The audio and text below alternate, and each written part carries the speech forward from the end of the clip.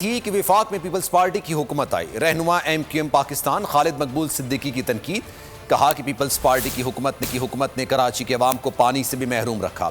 K4 मंसूबे को peoples party ने मुकम्मल नहीं होने दिया। ये MQM की कामयाबी है कि वक्त से पहले मरदमशुमारी हुई। सिंध हुकूमत पर जो भी भरोसा करता था धोखा खाता है। कराची को किसी के इमदाद की ज़रूरत नहीं है। पूरा पाकिस्तान कराची की इमदाद से पल रहा है। कहाँ पर वो खून आशाम सूबाई हुकूमत है जो इस शहर का सिर्फ लहू पीती है। तो हमें उससे उम्मीद है, ये उम्मीद नहीं है कि वो इस मंसूबे के हवाले से अपनी ज़िम्मेदारियों को पूरा करेगी। इखलाकी ज़िम्मेदारियों को भी पूरा नहीं करते, बल्कि इखलाकी ज़िम्मेदारी नाम की चीज़ उनके इखलाक में मौजूद ही नहीं है।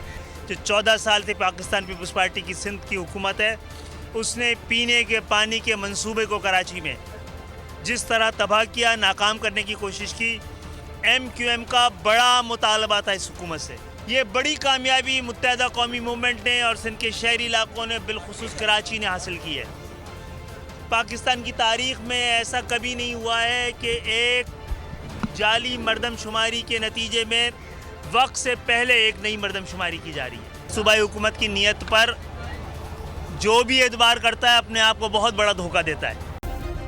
सब्सक्राइब करें और बेल दबाएं ताकि कोई खबर रह न जाए।